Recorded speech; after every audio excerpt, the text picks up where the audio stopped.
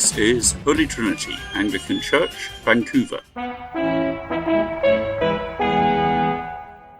Isaiah was an Old Testament prophet, maybe not as foundational as Moses or Elijah, who got to be at Jesus' transfiguration, but then they didn't have a book named after them. And Isaiah was prolific in his prophesying, 66 chapters worth. As Isaiah comes later in Israel's history, he gets to say more about the Messiah, who we know to be Jesus. Messiah is the Hebrew form of the Greek word Christ. So Isaiah talks at one and the same time about his contemporary situation, as well as looking forward to both Christ's birth at Bethlehem and Jesus' return, which we also look forward to, his second coming. Jesus' cousin, John the Baptist, was convinced that Jesus was the one they had been waiting for. This is what John the Baptist said about Jesus. John's Gospel account, chapter 1, verses 29 to 34. The next day, John saw Jesus coming toward him and said, "Look, the Lamb of God, who takes away the sin of the world. This is the one I meant when I said, 'A man who comes after me has surpassed me, because he was before me.' I myself did not know him, but the reason I came baptizing with water was that he might be revealed to Israel." Then John gave this testimony: "I saw the Spirit come down from heaven as a dove and remain on him.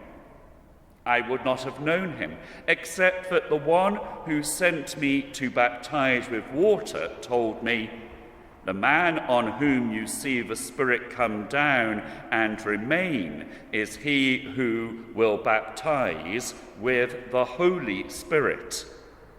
I have seen and I testify that this is the Son of God."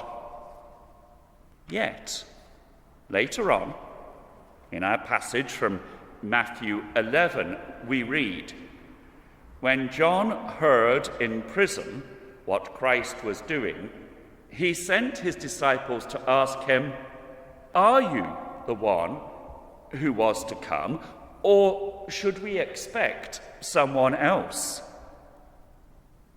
The NIV Study Bible says of this, "John had announced the coming of the Christ, but now he himself had been languishing in prison for months, and the work of Jesus had not brought the results John apparently expected. His disappointment was natural. He wanted reassurance and perhaps also wanted to urge Jesus to further action. When John heard in prison what Christ was doing, what was Jesus doing? Matthew 11, verses 4 and 5. Jesus replied, "Go back and report to John what you hear and see. The blind receive sight, the lame walk, those who have leprosy are cured, the deaf hear." Surely all this is good. Indeed, it's a fulfillment of Isaiah's prophecy. Chapter 35, verses 5 and 6. "Then will the eyes of the blind be opened, and the ears of the deaf unstopped. Then will the lame leap like a deer." So, how come, having said what he did, Jesus immediately follows up by saying, "Blessed is the man who does not fall away on account of me. Matthew 11:6. Is it because Jesus recognizes that it's not so much what he is doing that troubles John as what he is not doing? Isaiah 35, verse 4. Say to those with fearful hearts, be strong, do not fear. Your God will come. He will come with vengeance, with divine retribution. He will come to save you. John is languishing in prison. That wasn't what he'd envisaged when he'd said of Jesus, "This is the one." Isaiah had talked of vengeance and divine retribution. How about a bit of fire and brimstone? The sons of thunder, the brothers James and John, had asked something similar with regard to the Samaritans. "Lord, do you want us to call fire down from heaven to destroy them?" Luke 9:54. So why the reluctance on Jesus' part in the face of so much expectation? Has Jesus gone soft, as John appears to fear he has? In Matthew 25, Jesus says, "When the Son of Man comes in his glory, and all the angels with him, he will sit on his throne in heavenly glory. All the nations will be gathered before him, and he will separate the people one from another, as a shepherd separates the sheep from the goats. He will put the sheep on his right and the goats on his left. Then the king will say to those on his right, 'Come, you who are blessed by my Father, take your inheritance, the kingdom prepared for you since the creation of the world.' Then he will say to those on his left, 'Depart from me, you who are cursed, into the eternal fire prepared for the devil and his angels.' Then they will go away to eternal punishment, but the righteous to eternal life." Does that sound as if Jesus has gone soft? I don't think so. It's a question of timing. Jesus may be thought of as soft in the sense that he allows us a grace period. But judgment will come at Jesus' return. Then also the other aspects of Isaiah's prophecy: the eyes of the blind being opened, the ears of the deaf unstopped, the lame leaping like deer, the mute tongues shouting for joy. They will all be brought to fruition in their entirety. Jesus' ministry, first time around, was just a foretaste of what's to come. But why does it have to be this way? Why do we have to wait? An answer, a good scriptural answer, is given by Peter. The Lord is not slow in keeping his promise, as some understand slowness. He is patient with you, not wanting anyone to perish, but everyone to come to repentance. 2 Peter 3:9. Jesus' second coming is held back so that more may have a chance to come to faith in him, and in that way be saved at the judgment to come. But inasmuch as Peter is talking about Jesus' return and answering the question as to why it hasn't yet occurred, that doesn't really directly address what John might want to know. Why didn't Jesus sort out all this the first time round? Why not judgment back then? There's to be more time for people to come to faith in Jesus. But what does that actually involve? What do we believe about Jesus that saves us? Paul writes in 1 Corinthians 15, "By this gospel you are saved, if you hold firmly to the word I preached to you. Otherwise, you have believed in vain. For what I received, I passed on to you as of first importance, that Christ died for our sins according to the Scriptures, that he was buried, that he was raised on the third day according to the Scriptures. If anyone is to be saved, it is necessary for those events to take place first: Jesus' death and resurrection.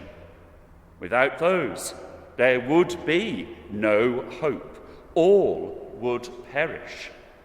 That's why Jesus held back, despite the hopes of John and others for vengeance there and then. The fact is that judgment then would have consumed all. Lord, if you marked our transgressions, who would stand? Thanks to your grace, we are cleansed by the blood of the Lamb. In order to be able to stand in God's presence at the judgment, we need to be able to plead the blood of our Lord Jesus Christ, which was shed for me.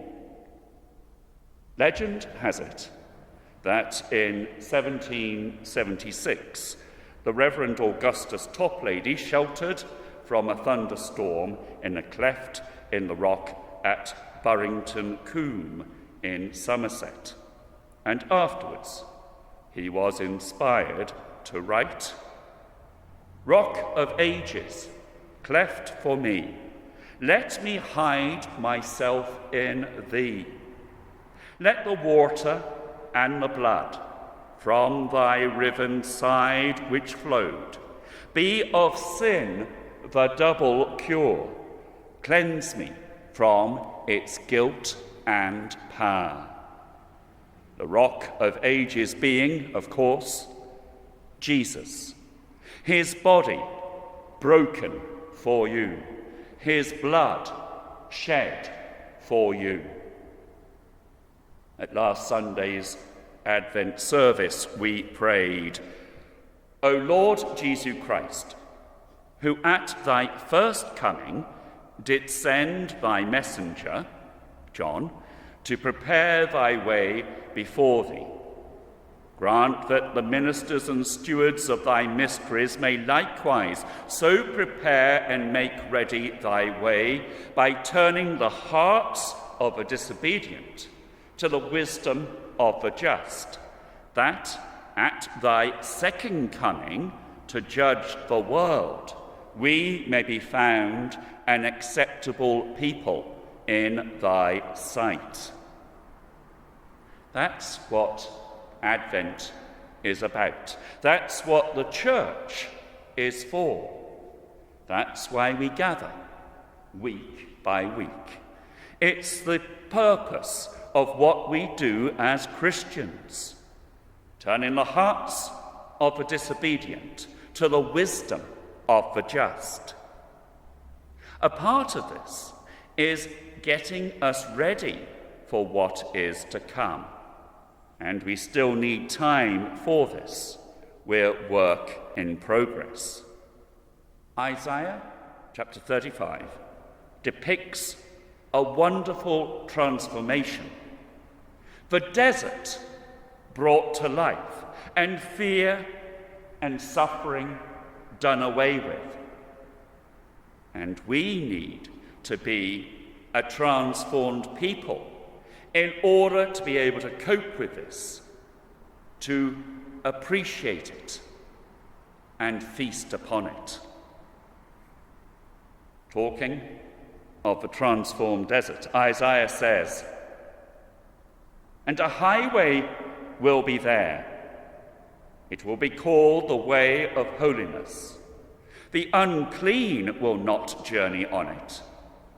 It will be for those who walk in that way, Jesus' way. Wicked fools will not go about on it, but only the redeemed will walk there. Therefore, the redeemed of the Lord shall return and come with singing unto Zion, and everlasting joy shall be upon their head." Amen.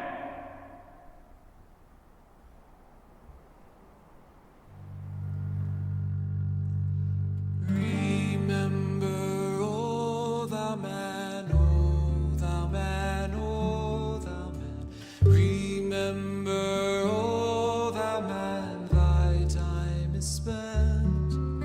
Remember, O thou man, how thou camest to me then, and I did what I can, therefore repent.